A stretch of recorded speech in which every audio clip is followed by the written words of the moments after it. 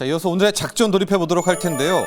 어제 시장에 있었던 좀 상황 중에서 저 두 종목이 단순히 종목이 아니라 좀 의미가 있다라고 봐서 이 LS 에코에너지, 포스코 엠텍 이 두 종목에 담긴 재료들을 좀 보면서 이게 향후 시장을 이끄는 어떤 모멘텀이 되지 않을까라는 것들로 오늘 작전을 풀어가 보도록 하겠습니다. 어제 시장 좀 힘들었었잖아요. 그런 와중에서 저 두 종목이 굉장히 눈에 들어왔습니다. LS 에코에너지는 이제 4%대, 특히 포스코 엠텍은 7%대고 지금 현재 프리마켓에서도 또 포스코 엠텍이 급등을 하고 있거든요. 이게 보니까 개별 기업 재료는 아니었던 것 같아요. 왜냐하면 어떤 특별한 사건, 이벤트, 재료는 없었습니다. 그러니까 앞으로 이 두 기업들을 좀 보면서 이들에게 연관된 어떤 사업 부분, 이게 큰 향후에 주도주는 아니더라도 주도 섹터가 될 수 있지 않을까, 그런 의미로 오늘의 작전을 보면 될 것 같은데요. LS 에코에너지를 먼저 보도록 하겠습니다. LS 에코에너지. 아마도 이게 LS 전선 아시아 이 이름으로 투자자들에게는 훨씬 더 익히 나올 것 같은데, 과거의 LS 전선 아시아라는 회사가 사명을 바꾼 겁니다. 그래서 LS 에코 에너지로 바꾼 거고요.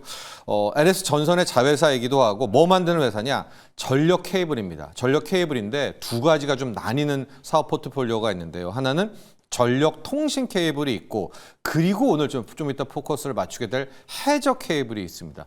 해저로 가는 그 케이블을 할 수가 있고, 세 번째가 히토류에 대한 밸류 체인을 접근할 수가 있는 히토류 자석. 이 세 가지가 LS 에코에너지가 갖고 있는 건데요. 어떤 의미냐? 이 해저 케이블이라는 거 하나, 그리고 히토류, 두 개에 대한 테마를 함께 갖고 있다라고 볼 수 있을 텐데, 이 아리백 산단 어제 풍력을 하면서 이야기를 해드리지 않았었습니까? 근데 이 아리백 산단에는 해저 케이블이 필수입니다. 자, 해저 케이블을 놓고 보면 바다로 가서 뚫어서 갈 수 있는 케이블을 만들 수 있는 곳이 세 곳, 네 곳 정도밖에 없고, 그 중에 하나가 바로 이 LS 에코 에너지라는 곳인데요.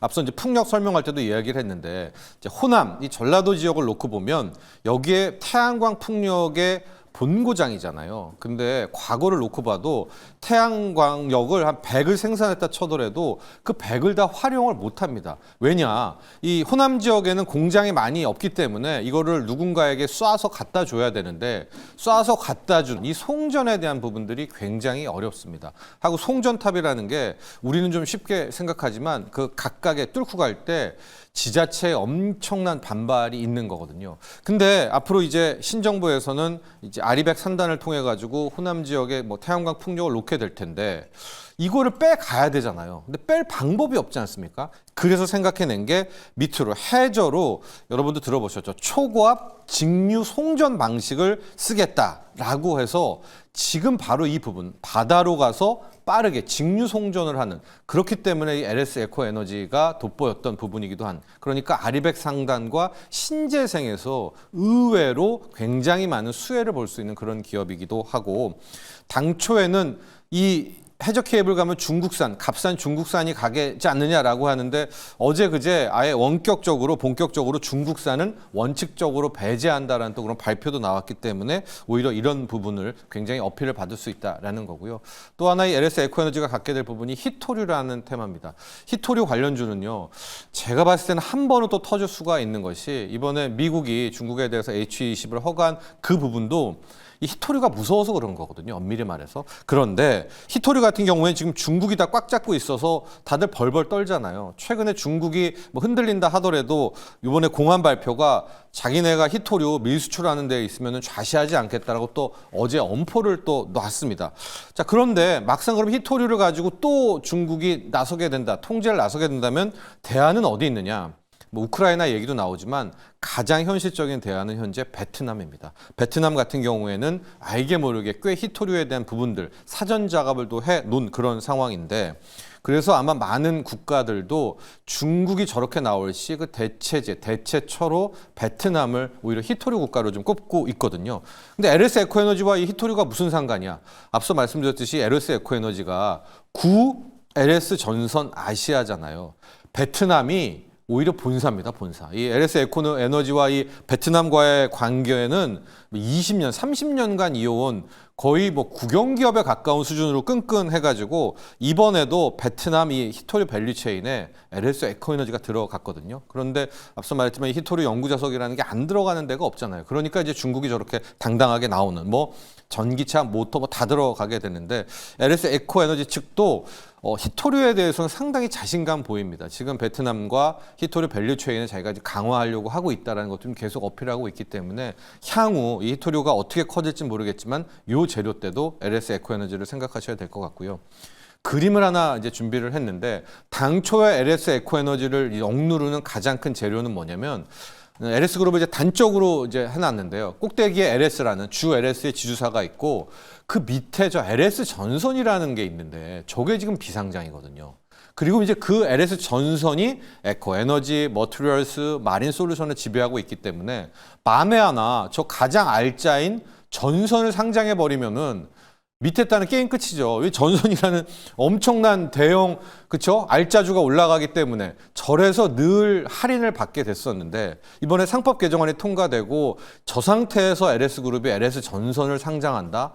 이건 뭐 회사 측은 아니라고 하더라도 분명히 중복 상장에 대한 논의가 아마 비난을 피해갈 수가 없을 겁니다. 그렇기 때문에 저 역시도 쉽게 LS그룹이 LS 전선을 상장하지 못할 거라고 보고 있거든요. 그렇다면 당분간 밑에 단에 있는 그중에 LS 에코에너지가 저 중복 상장에 대한 것도 피해갈 수 있다라는 부분. 그래서 크게 보면 해저 케이블, 아리백 산단, 게다가 히토류 두 개를 기억하시고요. 포스코 엠텍 지금도 이제 프리마켓에서 급등을 하고 있는데 이 포스코 엠텍의 두 가지 키워드는 역시 철강 보셔야 됩니다. 지금 중국에 나오고 있는 철강 감산 그리고 리튬인데 이 부분은 좀 이따 설명해 드리겠습니다. 현재요 포스코 엠텍이라는 회사는 리튬과는 무관해요. 이 어떤 회사냐?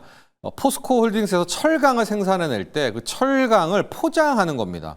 근데 이게 포장지가 그게 쉽게 생각하시면 안 되고요. 진짜 엄청난 그 몸통에 그 아변 코일, 열연 코일 그런 코일 철강제를 쌓아야 되니까 그 기술력이 상당한 이걸 자동화 포장하는 그런 곳인데요. 이게 왜 이 회사가 주목을 받냐면 항상 보면 철강 가격이 올라갈 때나 철강주 시세가 나올 때 선봉됩니다. 이게 포장이기 때문에 늘 가장 먼저 움직이고 실적도 가장 먼저 반영이 되고 있어서 지금 포스코 엠텍이 올라가고 있는 것은 저는 이제 철강 가격의 바닥 이렇게 보고 있습니다. 세계에서 한 18억 톤을 연간에 철강을 생산하는데요. 이 중에 중국이 10억 톤, 거의 다 절반을 이제 하게 되는데요. 절반 이상을 그 중국이 철강의 대대적인 감산을 돌입했습니다.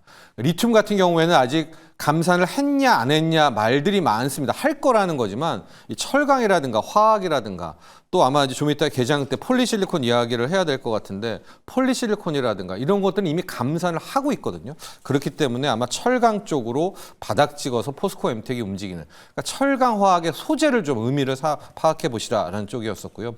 미국은 지금 철강에서 새로운 또 야심을 품고 있습니다. 저탄소 철강을 가겠다라는 건데 버리지 않겠다는 거예요. 트럼프는. 대신에 기존에 하고 있는 이런 고로 방식, 석탄의 고로 방식을 버리고 전기로 방식의 저탄소를 새롭게 시작하겠다는 미국이요. 철강 망했다 하더라도 고로가 망한 거지 전기로는 오히려 미국이 강합니다. 우리가 말하는 친환경 철강에서 이제 그렇게 될 경우에는 저는 포스코 홀딩스, 포스코 엠텍, 포스코 홀딩스도 미국에서 한 30% 정도 저탄소 철강이 됩니다. 중국이 차라리 안 되거든요. 이제 그런 수혜가 하나 있는 거고요. 포스코 엠텍에서는 이 리튬을 봐야 되는데 굉장히 답답하신 분들은 포스코 엠텍 아무리 사업부를 봐도 리튬 관련한 게 없어요. 그런데 왜 2차 전지 소재주에서 포스코 엠텍 하냐면 포스코 엠텍도 저 포장 사업에 신성장 동력을 찾고 있지 않습니까? 그런데 지금 현재 포스코 그룹 중에 홀딩스나 퓨처엠을 놓고 보면 저 칠레에 리튬 광산을 확보했단 말입니다. 근데 칠레가 지금 먹고 살 게 없으니까 리튬 광산을 국유화했는데 거기에 일단 포스코가 딱 깃발을 꼽은 겁니다. 그러니까 향후 이제 리튬 가격이 진짜 올라간다거나 원자재에 대한 무기화가 된다거나 중국이 감산을 시작하면 이쪽 라인들 리튬이 이제 본격적인 반등을 하고 그럴 경우에는 포스코 홀딩스와 포스코 계열이 돋보인다. 그런데 지금 시장에서는 포스코 엠텍한테 바로 이 리튬 사업과 이제 향후 LNG 사업을 맡기겠다라는 것들이 이제 솔솔 국내에서 나오고 있기 때문에 시장에서는 기존의 리튬보다도 오히려 포스코 엠텍을 리튬으로 꼽고 있는데요. 리튬 자체보다는 지금 제가 포스코 엠텍에서 읽는 또 하나의 키워드는 소재입니다. 철강화학, 폴리실리콘 간밤에 폭등했습니다. 태양광 소재. 이게 중국이 지금 흔들린다는 겁니다. 중국도 못 버티고 이 재료, 소재에 대한 감산을 하고 있기 때문에 앞으로 이제 우리가 버려뒀던 이런 에너지 소재 쪽도 측면에서 함께 읽어보자라고 해서 앞서 LS 에코에너지, 포스코 엠텍 두 종목에 담긴 의미들을 한번 작전 시간에 살펴봤습니다.